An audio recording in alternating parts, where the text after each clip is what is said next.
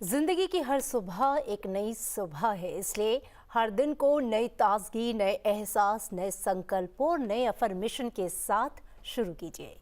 नमस्कार, सुप्रभात, स्वागत है आपका संसद टीवी में। मैं हूं आपके साथ अमृता चौरसिया। बुलेटिन की शुरुआत करेंगे, लेकिन उससे पहले नजर हेडलाइंस पर।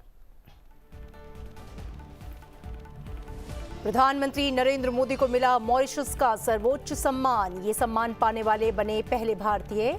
मॉरिशस के प्रधानमंत्री को भेंट किया ओसीआई कार्ड। पोर्ट लुइस में भारतीय समुदाय को करते हुए प्रधानमंत्री ने कहा, मॉरिशस हमारे लिए सिर्फ साझेदार देश नहीं बल्कि परिवार है। प्रधानमंत्री आज मॉरिशस के राष्ट्रीय दिवस पर होने वाले समारोह में मुख्य अतिथि के रूप में होंगे शामिल। मॉरिशस में 20 से अधिक भारत प्रायोजित परियोजनाओं का करेंगे उद्घाटन।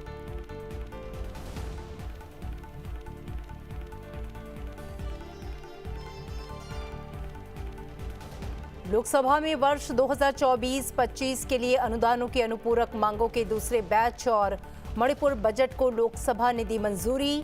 वित्त मंत्री निर्मला सीतारमण ने दिया चर्चा का जवाब। कहा, केंद्र और राज्य के सामूहिक प्रयासों से मणिपुर में कानून व्यवस्था की स्थिति में हुआ है समग्र सुधार।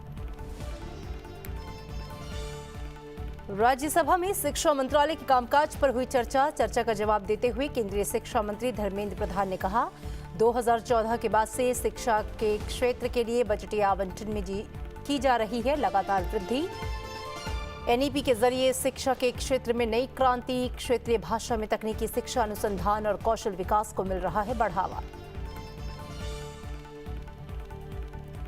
विकसित भारत के निर्माण में नॉर्थ ईस्ट का योगदान सबसे महत्वपूर्ण होगा, बोले केंद्रीय गृह और सहकारिता मंत्री अमित शाह। नई दिल्ली में student experience in interstate living द्वारा आयोजित north east students and youth parliament को किया संबोधित। कहा, नॉर्थ ईस्ट में मोदी सरकार ने 12 समझौते कर शांति का मार्ग किया प्रशस्त। 10,000 से अधिक युवा आत्मसमर्पण कर मुख्यधारा से जुड़े। बोले, पूर्वोत्तर की फिजिकल दूरी के साथ साथ दिलों की दूरी भी कम हुई है।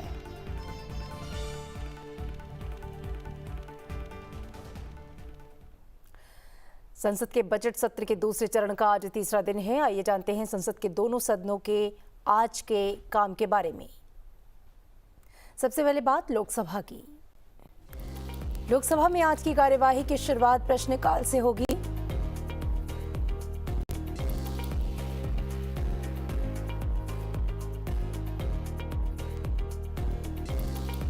इस दौरान विभिन्न मंत्रालयों से जुड़े अलग सूची में सम्मिलित प्रश्न पूछे जाएंगे और उनके उत्तर दिए जाएंगे। इसके बाद सभा के पटल पर विभिन्न मंत्रालयों से संबंधित पत्र रखे जाएंगे, जिनमें शामिल हैं विज्ञान और प्रौद्योगिकी मंत्रालय, कार्मिक लोक शिकायत और पेंशन मंत्रालय, इलेक्ट्रॉनिकी और सूचना प्रौद्योगिकी मंत्रालय, संचार मंत्रालय, उपभोक्ता मामले मंत्रालय, खाद्य और सार्वजनिक वितरण मंत्रालय, खान मंत्रालय और अल्पसंख्यक कार्य मंत्रालय।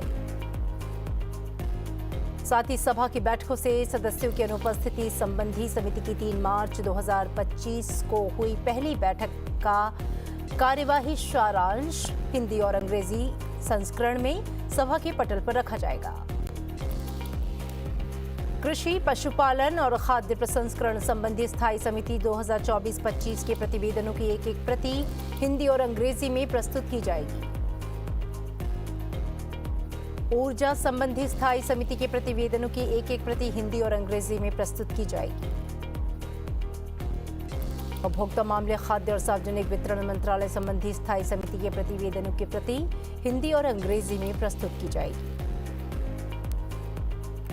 आवासन और शहरी कार्य मंत्रालय की अनुदानों की मांगों 25-26 के संबंध में आवासन और शहरी कार्य संबंधी संसदीय स्थायी समिति 2024-25 का तीसरा प्रतिवेदन की एक प्रति हिंदी और अंग्रेजी में प्रस्तुत की जाएगी। इसके साथ ही ग्रामीण विकास और पंचायती राज संबंधी स्थायी समिति के प्रतिवेदनों की प्रति हिंदी और अंग्रेजी में प्रस्तुत की जाएगी। कोयला, खान और इस्पात संबंधी स्थायी समिति के प्रतिवेदनों की प्रति हिंदी और अंग्रेजी में प्रस्तुत की जाएगी।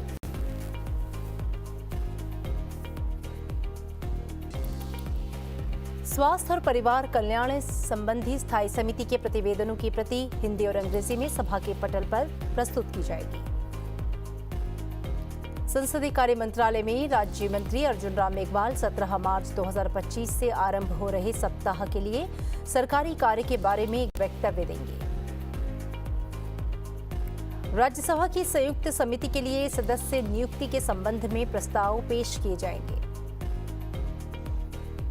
नियम 377 के अधीन लोक महत्व के अविलंबनीय मामले उठाए जाएंगे।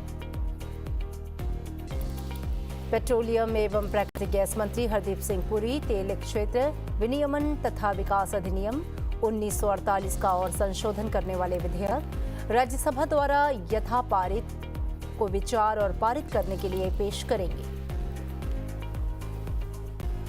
इसके साथ ही पत्तन, पोत, परिवहन और जलमार्ग मंत्री सर्बानंद सोनोवाल समुद्र द्वारा माल वहन विधेयक 2024 पर विचार और पारित किए जाने के लिए प्रस्तुत करेंगे। सहकारिता मंत्री अमित शाह त्रिभुवन सहकारी यूनिवर्सिटी विधेयक 2024 पर विचार और पारित किए जाने के लिए प्रस्तुत करेंगे। और आइए अब नजर डाल लेते हैं कि राज्यसभा में आज की कार्यसूची में क्या है खास। राज्यसभा की कार्यवाही की शुरुआत जन्मदिन की शुभकामनाओं के साथ होगी। महाराष्ट्र से सांसद चंद्रकांत हंडोर को 13 मार्च को उनके जन्मदिन की शुभकामनाएं दी जाएंगी। पश्चिम बंगाल से सांसद डेरेक ओब्रायन को भी 13 मार्च को उनके जन्मदिन की शुभकामनाएं दी जाएंगी। तमिलनाडु से सांसद डॉक्टर मु तंबीदुरई को 15 मार्च के लिए जन्मदिन की शुभकामनाएं दी जाएंगी।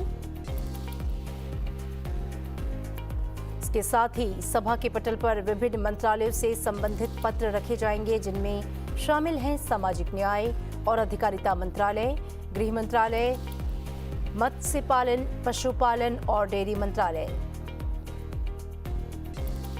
सड़क परिवहन और राजमार्ग मंत्रालय, जनजातीय कार्य मंत्रालय और शिक्षा मंत्रालय। विभाग संबंधित स्वास्थ्य और परिवार कल्याण संबंधी संसदीय स्थायी समिति के प्रतिवेदनों की एक प्रति हिंदी और अंग्रेजी में सभा के पटल पर रखी जाएगी। विभाग संबंधित कृषि, पशुपालन और खाद्य प्रसंस्करण संबंधी संसदीय स्थायी समिति 2024-25 के प्रतिवेदनों की एक प्रति हिंदी और अंग्रेजी में सभा के पटल पर रखी जाएगी। कोयला मंत्रालय की अनुदान मांगों 2025-26 के संबंध में विभाग संबंधित कोयला खान और इस्पात संबंधित संसदीय स्थायी समिति के चौथे प्रतिवेदन की एक प्रति सभा के पटल पर रखी जाएगी। और इसके साथ ही विभाग संबंधित उपभोक्ता मामले, खाद्य और सार्वजनिक वितरण संबंधी संसदीय स्थायी समिति के प्रतिवेदनों की एक प्रति हिंदी और अंग्रेजी में सभा के पटल पर रखी जाएगी। विभाग संबंधित ऊर्जा संबंधी संसदीय स्थायी समिति के प्रतिवेदनों की एक प्रति हिंदी और अंग्रेजी में सभा के पटल पर रखी जाएगी। आवासन शहरी कार्य मंत्रालय की अनुदान मांगों 2024-25-26 के संबंध में विभाग संबंधित आवासन और शहरी कार्य संबंधी संसदीय स्थायी समिति 2024-25 के तीसरे प्रतिवेदन की एक प्रति हिंदी और अंग्रेजी में सभा के पटल पर रखी जाएगी। और इसके साथ ही ग्रामीण विकास और पंचायती राज संबंधी संसदीय स्थायी समिति के प्रतिवेदनों की एक प्रति हिंदी और अंग्रेजी में सभा के पटल पर रखी जाएगी। संसदीय कार्य मंत्रालय में राज्य मंत्री डॉक्टर एल मुरुगन सोमवार 17 मार्च 2025 को आरंभ होने वाले सप्ताह के लिए सरकारी कार्य के संबंध में वक्तव्य देंगे। प्रश्नकाल के दौरान विभिन्न मंत्रालयों से जुड़े अलग अलग सूची में सम्मिलित प्रश्न पूछे जाएंगे और उनके उत्तर दिए जाएंगे। रेल मंत्रालय के कार्यकरण पर इस दौरान चर्चा होगी।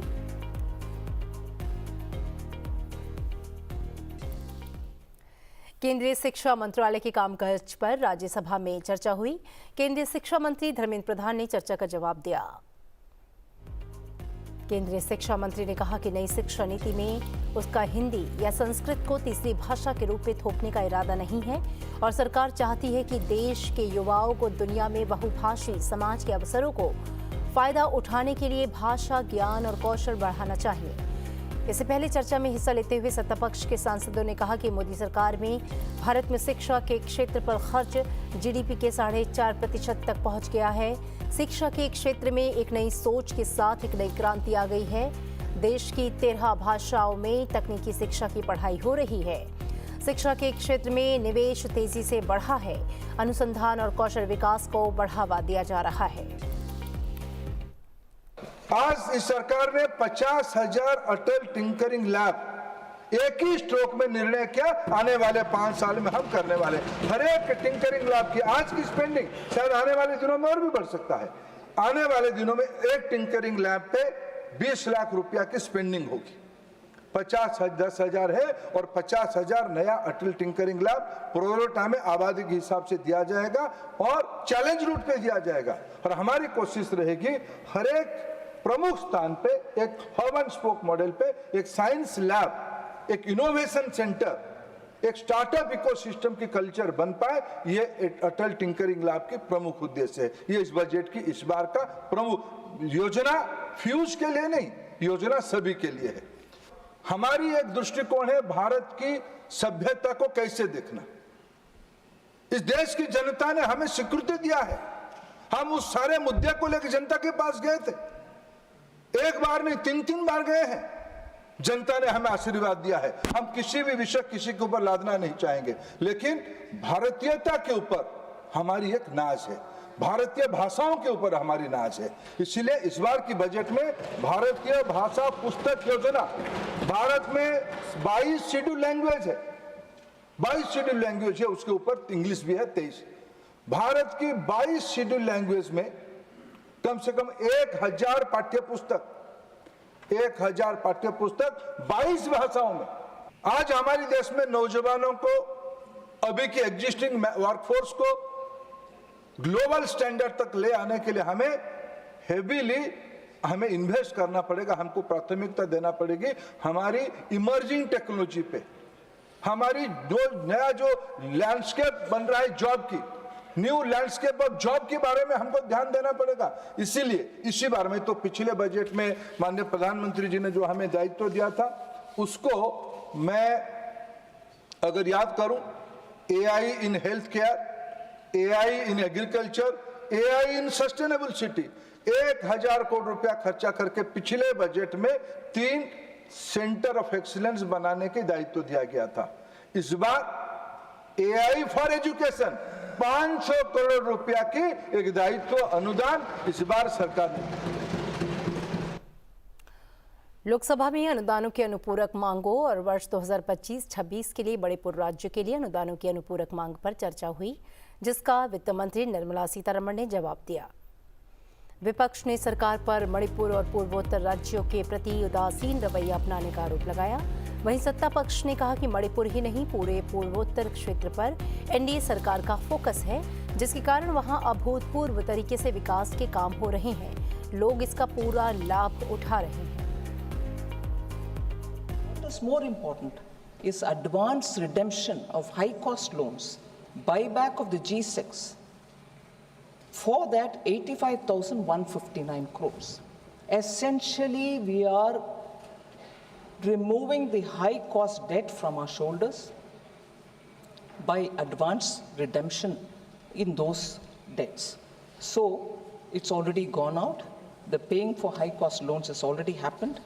So, as a result, in fact, I'm glad to say to this House, I'm sure very many members would have noticed, because we've done this redemption, the borrowing rates for government have all come down.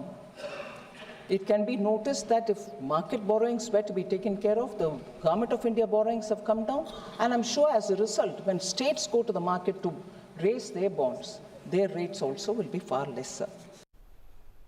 Mauritius के प्रधानमंत्री नवीन चंद्र राम गुलाम ने PM Modi को देश के सर्वोच्च पुरस्कार grand commander of the order of the star end of the Indian ocean दिए जाने की घोषणा की है। पीएम मोदी ये सम्मान पाने वाले पहले भारतीय हैं। मॉरिशस के प्रधानमंत्री डॉक्टर नवीन चंद्र राम गुलाम ने मंगलवार शाम पोर्ट लुइस में भारतीय प्रवासियों के कार्यक्रम के दौरान प्रधानमंत्री मोदी को सम्मान प्रदान करने की घोषणा की। You've just awarded me this great honor. It is perhaps fitting that I should also announce to everybody here today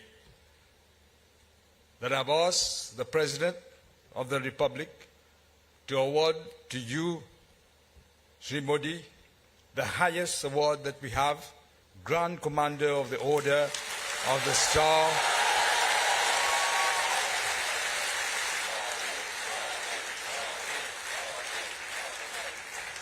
Grand Commander of the Order of the Star and Key of the Indian Ocean, very fitting for you, Prime Minister. आपको बता दें कि ये किसी के देश द्वारा प्रधानमंत्री मोदी को मिलने वाला इस तरह का 21वां सम्मान है, जो कि अंतर्राष्ट्रीय सम्मान है। प्रधानमंत्री मोदी ने भारतीय समुदाय को संबोधित करते हुए देश के सर्वोच्च नागरिक सम्मान से सम्मानित होने पर मॉरिशस के लोगों और सरकार को धन्यवाद दिया। उन्होंने कहा कि ये सिर्फ उनके लिए सम्मान नहीं, बल्कि भारत और मॉरिशस के बीच ऐतिहासिक संबंधों का सम्मान है। दोनों देशों के बीच गहरे सांस्कृतिक संबंध प्रवासी भारतीयों की गर्मजोशी में स्पष्ट दिखाई देते हैं। साथियों, मॉरिशस के लोगों ने, यहां की सरकार ने और जैसा अभी प्रधानमंत्री जी ने घोषित किया, मुझे अपना सर्वोच्च नागरिक सम्मान देने का फैसला लिया है। मैं आपके निर्णय को विनम्रता से स्वीकार करता हूं।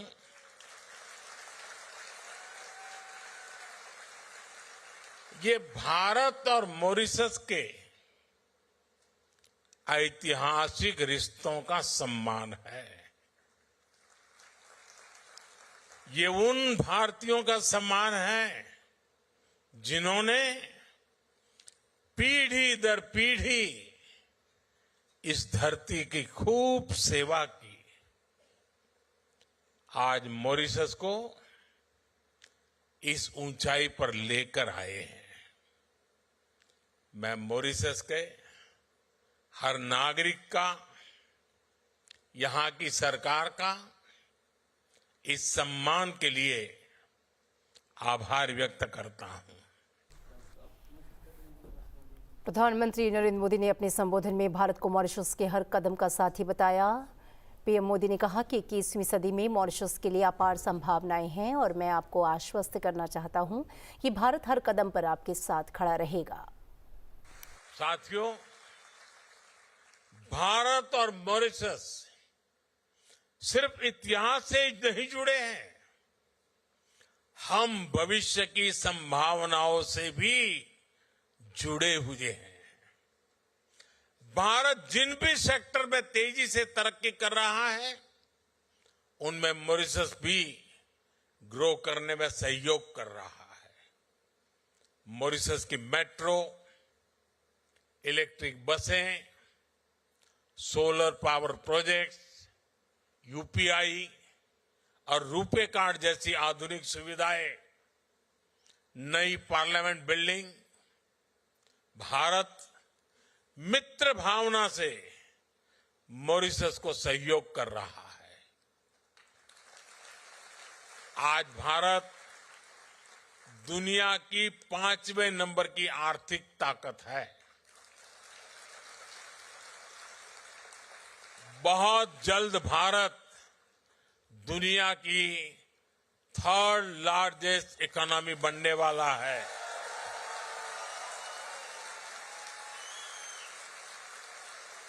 भारत हमेशा चाहता है कि भारत की ग्रोथ से मॉरिशस को भी पूरा फायदा मिले। इसलिए जब भारत को G20 की अध्यक्षता मिली, तो हमने मॉरिशस को स्पेशल इनवाइटी के रूप में शामिल किया था। भारत में हुई समिट में ही अफ्रीकन यूनियन को G20 का परमानेंट मेंबर बनाया गया। सालों से ये मांग चल रही थी, लेकिन ये पूरी तब हुई जब भारत को G20 की प्रेसिडेंसी मिली। प्रधानमंत्री नरेंद्र मोदी ने कहा कि मैं जब भी मॉरिशस आता हूं तो लगता है कि अपनों के बीच आया हूं। यहाँ की मिट्टी में कितने ही हिंदुस्तानियों का, हमारे पुरखों का खून पसीना मिला हुआ है। हम सब एक परिवार के ही तो हैं। एक समय बिहार दुनिया की समृद्धि का केंद्र था। अब हम मिलकर बिहार का गौरव फिर से वापस लाने के लिए काम कर रहे हैं। साथियों, यहाँ का एक मशहूर गीत है, तार बांधी धरती ऊपर, आसमान गे माई, घूमी फिरी बाधिला, देव स्थान गे माई, गोर तोहर लागीला, धरती हो माई। हम धरती को मां मानते हैं।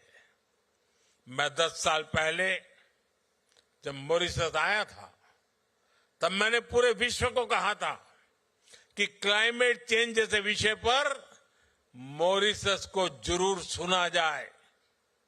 मुझे खुशी है कि आज मॉरिशस और भारत मिलकर इस दुनिया में दुनिया को जागरूक कर रहे हैं। Mauritius, Bharat, international solar alliance, global biofuel alliance, ऐसे कई इनिशिएटिव्स का प्रमुख सदस्य है।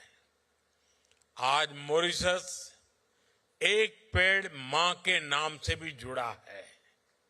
आज मैंने और प्रधानमंत्री नवीन राम गुलाम जी ने एक पेड़ मां के नाम अभियान के तहत पेड़ भी लगाया है।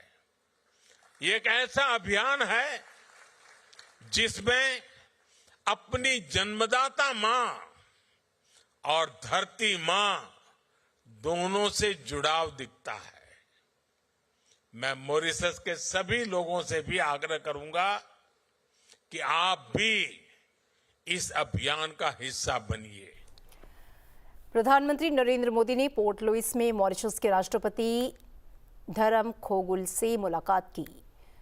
दोनों नेताओं ने द्विपक्षीय संबंधों की प्रगाढ़ता पर विचार विमर्श किया। प्रधानमंत्री मोदी ने मॉरिशस के राष्ट्रपति धरम खोगुल को भारत की कृषि और सांस्कृतिक विरासत प्रदर्शित करने वाले उपहार भी दिए। प्रधानमंत्री नरेंद्र मोदी ने राष्ट्रपति खोगुल और फर्स्ट लेडी वृंदा गोखुल को ओसीआई कार्ड सौंपे। राष्ट्रपति खोगुल को दिए गए उपहारों में उत्तर प्रदेश के प्रयागराज में आयोजित महाकुंभ का पवित्र जल और प्रसाद शामिल है। इसके अतिरिक्त राष्ट्रपति को मखाना भी दिया गया। प्रधानमंत्री मोदी ने मॉरिशस की फर्स्ट लेडी को एक बनारसी साड़ी और गुजरात का सादेली बॉक्स भेंट किया। महाकुंभ विजय संपन्न हुआ और दुनिया का सबसे बड़ा ये इवेंट मानव जाति के इतिहास का करीब 66 करोड़ लोग वहां आए। तो जिस मुहूर्त में ये महाकुंभ होता है, उसी मुहूर्त का ये गंगा जल है। उसमें 2 चीज है। ये मेरे होम स्टेट गुजरात का है, अच्छा, और ये जहां मेरी कर्मभूमि बनी है कार्तिक, ये बनारस के साड़ी है। तमिलनाडु से गणेश जी के भिन्न भिन्न रूप है। एक बड़ा यूनिक सा वहां तमिलनाडु के लोग तो करते हैं, और जिसके लिए मुझे बड़ा गर्व होता है, ये है मखाना। बिहार का अकेला ही राज्य है जो करीब 80-90% मखाना, और ये न्यूट्रिशन दृष्टि से बहुत ही वैल्यूएबल, तो बस स्पेशल ये लिखा है। वैसे मैं मेरे रेगुलर नाश्ते में थोड़ा बहुत लेने का आदत है मुझे। और इसके बाद राष्ट्रपति गोखुल ने प्रधानमंत्री के सम्मान में एक राजकीय भोज का आयोजन किया। प्रधानमंत्री मोदी ने भारत सरकार के सहयोग से स्थापित स्टेट हाउस में आयुर्वेद उद्यान का भी दौरा किया। प्रधानमंत्री ने कहा कि मॉरिशस आयुर्वेद सहित पारंपरिक चिकित्सा के लाभों को आगे बढ़ाने में भारत का महत्वपूर्ण भागीदार है। मेरे लिए ये सौभाग्य की बात है कि एक बार फिर मॉरिशस के राष्ट्रीय दिवस के अवसर पर मुख्य अतिथि के रूप में शामिल हो रहा हूं। इस मौके पर 140 करोड़ भारतवासियों की ओर से आप सबको हार्दिक शुभकामनाएं देता हूं। हमारे संबंधों की कोई सीमा नहीं है। हमारे संबंधों को लेकर हमारी आशाओं और आकांक्षाओं की कोई लिमिट नहीं है। आने वाले समय में हम मिलकर हमारे लोगों के विकास, पूरे क्षेत्र की शांति और सुरक्षा के लिए मिलजुल करके काम करते रहेंगे। मॉरिशस हमारा निकट मैरीटाइम पड़ोसी है और हिंद महासागर क्षेत्र में महत्वपूर्ण साझेदार है। पिछली बार मेरी मॉरिशस यात्रा के दौरान मैंने विजन सागर रखा था। इसके केंद्र में क्षेत्रीय विकास, सुरक्षा और समृद्धि है। हमारा मानना है ग्लोबल साउथ के देशों को एकजुट होकर अपनी आवाज बुलंद करनी चाहिए। और इससे पहले प्रधानमंत्री मोदी ने मॉरिशस के प्रधानमंत्री नवीन चंद्र रामगुलाम के साथ सर शिवसागर रामगुलाम वनस्पति उद्यान में एक पौधा लगाया, जो दोनों देशों के मजबूत संबंधों का प्रतीक है। मॉरिशस की प्रगति में अमिट योगदान देने वाले दो महान नेताओं सर शिवसागर रामगुलाम और सर अनिरुद्ध जगन्नाथ को श्रद्धांजलि अर्पित की गई।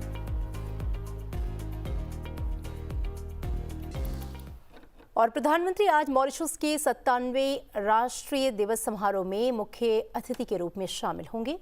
भारतीय नौसेना के एक युद्धपोत के साथ भारतीय रक्षा बलों की एक टुकड़ी समारोह में हिस्सा लेगी। प्रधानमंत्री मोदी भारत द्वारा वित्त पोषित 20 से अधिक परियोजनाओं का उद्घाटन भी करेंगे। इसके अलावा वो द्वीप राष्ट्र में लोकतंत्र को मजबूत करने के उद्देश्य से नई प्रमुख बुनियादी ढांचा परियोजनाओं की घोषणा भी करेंगे। और इधर केंद्रीय गृह मंत्री अमित शाह ने मंगलवार को देश की राजधानी दिल्ली में पूर्वोत्तर के छात्रों के साथ संवाद किया। अमित शाह और छात्रों के बीच ये संवाद student experience in interstate living द्वारा आयोजित युवा संसद में किया गया। युवा संसद में पूर्वोत्तर के छात्रों को संबोधित करते हुए केंद्रीय गृह मंत्री अमित शाह ने कहा कि जिस राज्य में शांति नहीं है वहां विकास नहीं हो सकता और नरेंद्र मोदी की सरकार ने पूर्वोत्तर में शांति लाने का काम किया। प्रधानमंत्री मोदी ने पूर्वोत्तर के विकास के लिए बहुत बड़ा बजट दिया है। 10 वर्षों में प्रधानमंत्री ने पूर्वोत्तर को अपना मानते हुए इसके विकास का इतना ध्यान रखा है कि उन्होंने ये तय किया कि हर महीने एक मंत्री पूर्वोत्तर के किसी न किसी राज्य में रात्रि विश्राम करेंगे। गृह मंत्री ने आगे कहा कि पूर्वोत्तर में मोदी सरकार ने 12 समझौतों के माध्यम से मुद्दों का समाधान किया है, जिसके परिणाम स्वरूप 10,000 से अधिक युवा मुख्यधारा में शामिल हुए।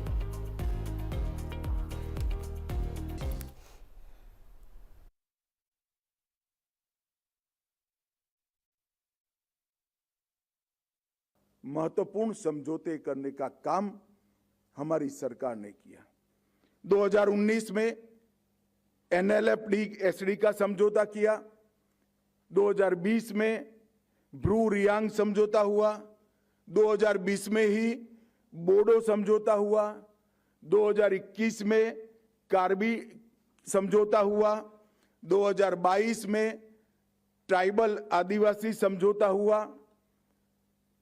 DNLA समझौता 2023 में हुआ। UNLF शांति समझौता 2023 में हुआ। उल्फा शांति समझौता भी 2023 में हुआ। असम मेघालय सीमा समझौता 2022 में हुआ।